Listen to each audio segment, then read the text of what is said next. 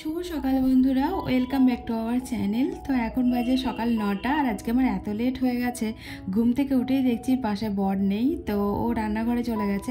আসলে কি হয়েছে বলো তো, সকালবেলাতে আমি যে 7:30টার সময় জেগেছি, তো মা ফোন করেছিল, যেহেতু আমি গ্যাস বুকিং করেছিলাম কিছুদিন আগে। আমার তো ওখানে সিলিন্ডারটা আছে নিজের নামে, ওয়েস্ট বেঙ্গলে, তো দেশে আর কি। তো ওইখানে বুক করেছিলাম, আমি এখান থেকে করে দিই যখন মায়ের দরকার হয়। আর 7:30টার সময় গ্যাস এসছে, তো মা ফোন করেছিল ওটিপি নেওয়ার জন্য, যার জন্যই তখন উঠেছি। তারপর ঘুম আর আসছিল না, একবার দেখবে ঘুম ভেঙে গেলে আর আসতে চায় না।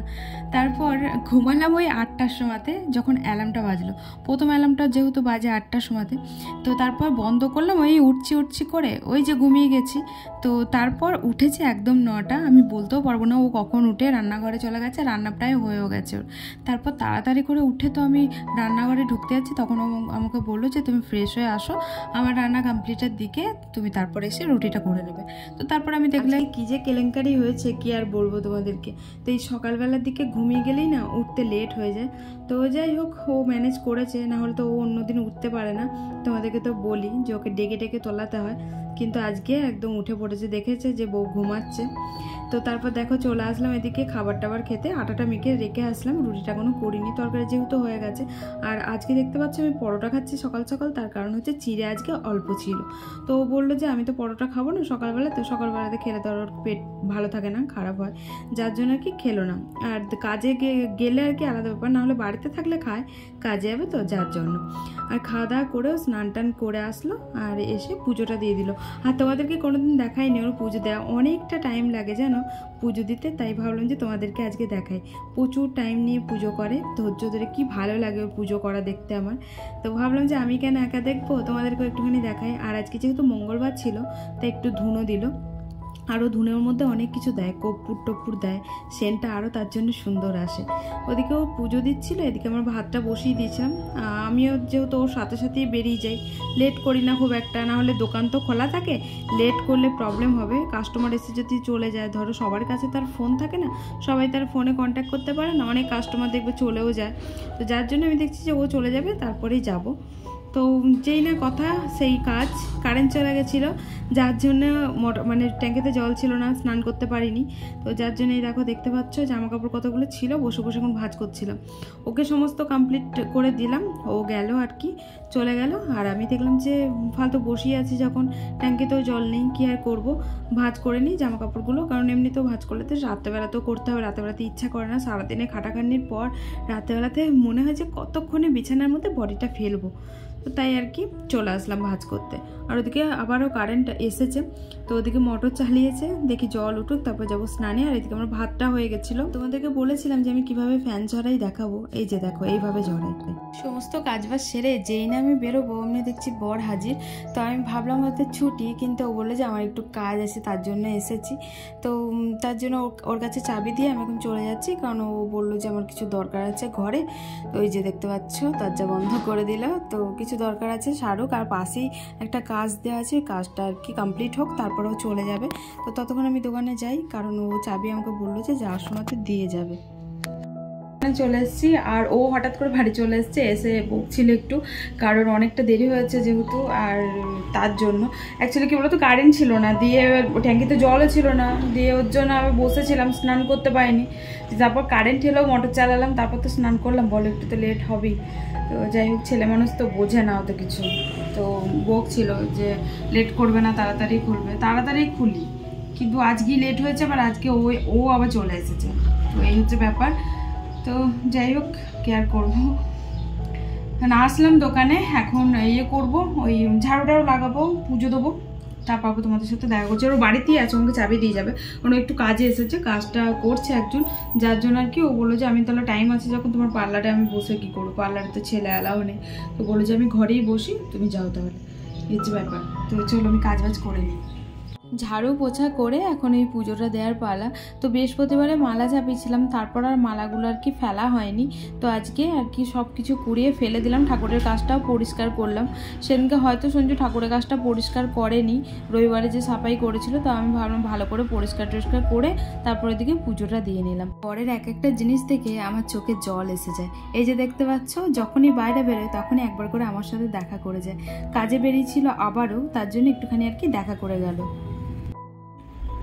তো এই যে বসে বসে এতক্ষণ ল্যাদ খাচ্ছিলাম, কারণ এই কদিন ধরে কাস্টমার সেরকম মতন নেই, জানো তো, ভালো লাগছে না।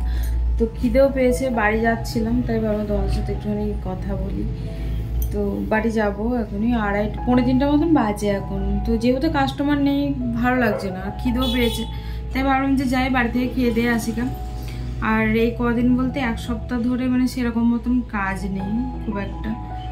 তো বেশ কদিন ভালোই কাজ হচ্ছিল, কি হলো কি জানি, আর এই কদিন ধরে কাজটা একটুখানি আর কি অফ আছে।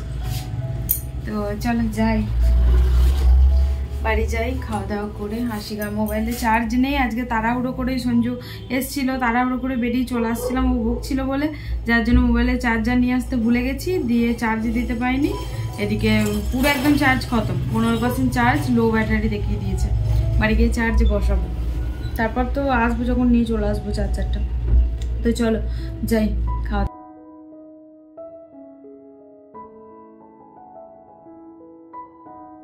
এসেই চলে এসেছি কিচেনে। এখন ভাজবো ডিম, আর এদিকে সবজিটা গরম করতে বসিয়ে দিয়েছি, কারণ একটা ডিম না ভাজলে আমার খাওয়া হয় না। কলার সবজিটা যে দারুণ হয়েছে, সঞ্জু করেছে, তোমাদেরকে বললাম না। আমি ঘুম থেকে মানে উঠেছি, তারপর দেখছি ও রান্না চাপিয়ে দিয়েছে। এমনিতেও কালকে আমি বলছিলাম যে কলার সবজি তুমি বেশ খুব সুন্দর করো, কলার সবজিটা মানে করবে। তো ও বলছিল যে যদি উঠতে পারি তাহলে করবো, কারণ ও উঠতে পারে না।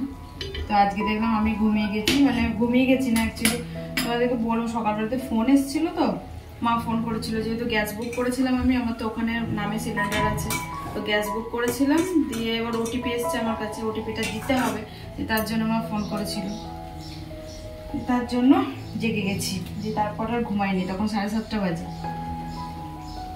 দিয়ে তারপর ঘুমালাম 8টা বাজলো তখন, মানে অ্যালার্ম বেজেতে তারপর ঘুমিয়েছি, বাস দিয়ে ঘুমিয়ে গেছি। পেঁয়াজ দিয়ে আগে আমি ডিম খেতাম না, আগে শুধু পোস্ট করে খেতাম। আমি কোনোদিন এইভাবে সাজিয়ে গুছিয়ে খাই না, তো আজকে ভাবলাম যে সাজিয়ে গুছিয়ে খাওয়া যাক। তো এই যে চাটনিটা দেখতে পাচ্ছ, এই চাটনিটা করেছিলাম রবিবারে, তোমরা তো জানোই। তো একটু একটু করে চিনি দিচ্ছি আর চাটনিটাকে বাড়াচ্ছি, মানে বাড়াচ্ছি বলতে আর কি, খুব টক তো আমগুলো, সেদিনকে অতটা মিষ্টি হয়নি, যার জন্য একটু একটু করে চিনি দিচ্ছি আর গরম করছি। তাতে পুরো একদম আচারের মতন হয়ে গেছে, জানো তো। আর আজকে সঞ্জু তরকারিটা যা করেছিল না, আর এই দেখো, আমি মনে করেছি এটা হয়তো চাটনিতে ডুবে গেল, তাই একটুখানি আর কি শুকে দেখে নিলাম, কিন্তু না, দেখলাম যে জল ভিজে ছিল আর কি, জলে হয়তো ভিজে গেছে। তো এই যে আমার লাঞ্চ মেনু। তো এই যে ব্লাউজটা কালকে দেখালাম না তোমাদেরকে আমি, তো ব্লাউজটা তোমাদের কালকেই বললাম যে একটুখানি ছোট হবে, তো ছোট বলতে টাইট হবে, তো টাইট হচ্ছে, একটু একটা সেলাই খুলতে হবে। তো আজকে আবার আর কি পাঠাবো, ওর মেয়েটা আসছে, বললাম আমি যে একটুখানি ইয়ে হচ্ছে, টাইট হচ্ছে, একটা ঘর খুলতে হবে সেলাই, এই হচ্ছে ব্যাপার। হ্যাঁ, আজকে সারাটা দিন মেঘ করছে, বাইরে পুরো অন্ধকার, যার জন্য আমাকে লাইট জ্বালতে হয়েছে।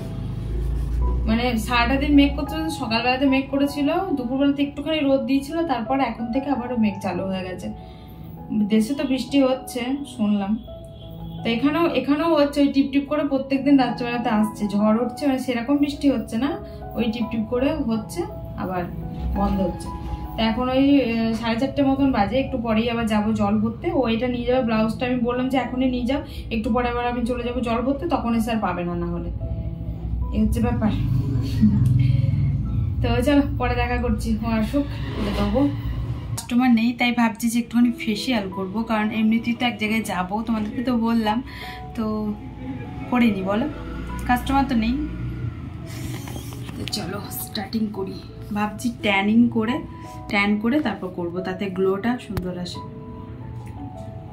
এখন একা একা হয়ে গেছি বলে অত আর করতে পারি না, কিন্তু তোমরা আগের ভিডিওগুলোতে আমাকে দেখেছো যে আমি 15 দিন অন্তর অন্তরই মানে করতাম রিটার্নিংটা। কারণ ওখানেও আমাদের প্রফেশনটা এমনই, কি বলো তো, আমাদেরকে সবসময়তে আর কি সুন্দর হয়ে থাকতে হয়, না হলে কাস্টমার এসে যখন দেখবে যে তুমি অগোছালো হয়ে আছো, তখন কাস্টমার কী ভাবে বলো, যে নিজে বিউটিশিয়ান সে একদম সে এরকম অগোছালো আছে। আসলে আমি যত বিউটিশিয়ানকে দেখেছি সবাই বেশ টিপটাপই থাকে, তো যার জন্য আমরাও যখন বিউটিশিয়ান মানে কোর্সটা করছিলাম তখন নিজেরাও আমরা টিপটাপ হয়েই থাকতাম একদম।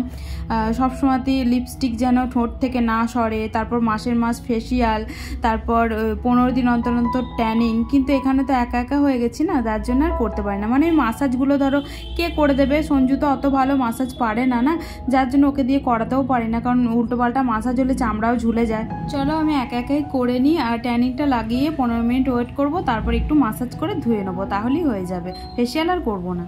ফেসিয়াল টেসিয়াল করলে মাসাজটাই সব থেকে বড় কথা, মানে যত ভালো মাসাজ করতে পারবে তত গ্লো আসবে স্কিনে বেশি। তো যেহেতু আমি নিজে নিজে মাসাজ তো হয় না, কাউকে করে দিলে করতে পারি তখন করি, কিন্তু নিজে নিজে হয় না। তো তাই আর কি, দেখতে পাচ্ছ জল নিয়ে করছিলাম, চেষ্টা করছিলাম কিন্তু হচ্ছিল না। তারপরে সাবান যেমন মুখে দেয় ওরকমই দিয়ে ধুয়ে চলে আসলাম। এই যে পুরো চকচকে করে ফেলেছি মুখ একদম। তো বেশি ডলতে পারলাম না, কারণ মাসাজ তো আমার নিজের হাতে হয় না খুব একটা, মানে নিজে নিজে করা যায় না, যার জন্য খুব একটা ডরিনি। এই হচ্ছে আমার স্কিনের রেজাল্ট। তো ট্যান পড়েনি, আমার ট্যান পড়ে না খুব একটা। দেশে থাকতে খুব পড়তো, গাড়ি নিয়ে আসা যাওয়া করতাম যে, আর এখান থেকে তো এইটুকু কি আর ট্যান পড়বে বলো। আমি করতে করতে একটা কাস্টমার এসেছিল, দিয়ে আবার তাড়াতাড়ি করে মুখ ধুয়ে আবার করে দিলাম পুরো করতে। তো চলো টাটা। আর আজকে আমাদের ব্লগটা এখানেই এন্ড করছি। ব্লগটা কেমন লাগলো অবশ্যই তোমরা কমেন্টে জানিও, আর ভালো লাগলে লাইক শেয়ার কমেন্ট করো, চ্যানেলটা সাবস্ক্রাইব করো। টাটা, গুড নাইট, ভালো থেকো সবাই, টাটা।